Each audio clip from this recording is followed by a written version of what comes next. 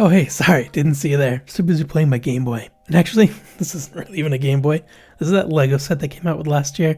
It's just such a cool set. I got it recently and started putting it together. I just got flooded with emotions. Just this Game Boy, this original gray Game Boy, I had one just like this as a kid. It was the first system that was just my own. And building this set brought a lot of memories back. Of playing games in the car, trying to play while the streetlights passed at night. If you are as old as I am, you might remember that game systems didn't have backlights back then. Or if you were lucky, you had a little thing that plugged in the side that had a little light, or like people had the magnifying lens. There's a whole series of accessories you get for this thing. And I just remember I had that little light, I had a little magnifying lens, and it was just so goofy. But playing on this Game Boy was always so much fun, and I could bring it anywhere I wanted. It ran on I believe AA batteries, if I'm not mistaken, and it really made me think about all the other handhelds I've had throughout the years. I had a lot of Nintendo ones. I had the Game Boy, I had the Game Boy Color, I had that shiny red Game Boy Advance SP. Oh, I loved that system, and it's a shame that I got rid of it because I would be playing it today if I still had it. I had an original silver DS system. I had this new 3DS XL in also shiny red, which is one of my favorite colors for the system. At that time, the handheld version of games were actually very different games. So one good example is Tony Hawk Pro Skater 2 on PlayStation and the newer systems. Those games were 3D, they were decent graphics. On the Game Boy Advance, it was an isometric, like pixel art game, played completely different. It wasn't even a port, it was just its own version. But these days, we're getting the same games ported to a handheld console, and it's amazing. And the system that really brought handheld gaming back for me personally was the original Nintendo Switch. This system, when this came out in 2017, I remember seeing the marketing for it and all the things that it could do, and I was like, yeah, that system is cool. And then the next year, I got one for my birthday, this particular one, and I played it a lot. I love the system.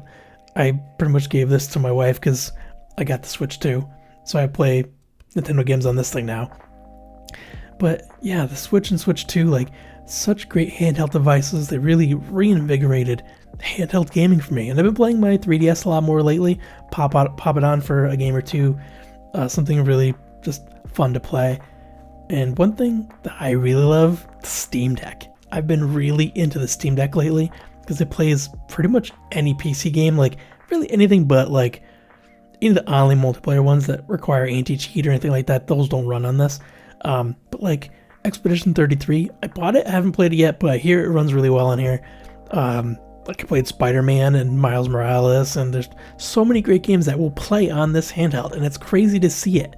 Then you get games like Resident Evil 9, where the handheld version's actually really good, and from what I understand, the Switch 2 version is actually in some ways better than the Xbox Series S version, which is just insane to see. I know a lot of that's digital upscaling, but still, like, handheld gaming is no longer a novelty. It's no longer silly little games that you play on the go.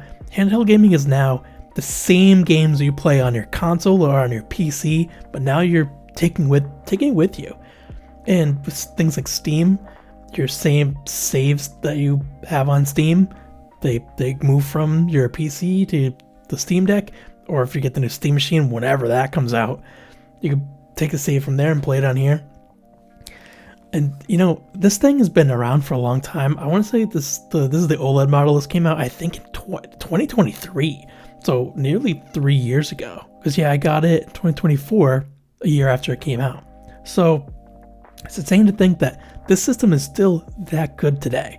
And I say, with the way that developers are scaling their games down, or they're working their engine to make it run well on something like the Steam Deck, handheld gaming is just that much better. And, you know, as time goes on, all the technology that you see in these consoles that make them so powerful will shrink down, and we're going to get something like a Steam Deck or even a Switch 3 or whatever that's going to be almost as powerful as the console that's available. And I just wanted to jump on here and just talk about handheld gaming and just how much I just really love it.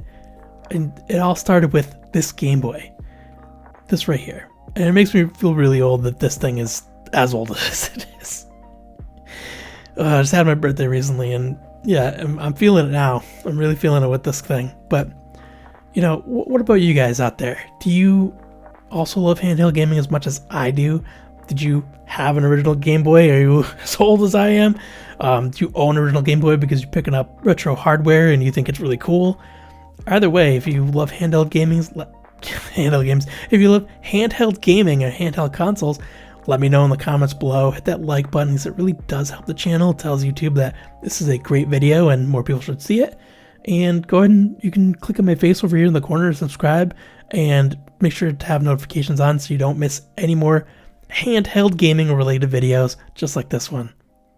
Thank you so much, and I'll catch you on the next one.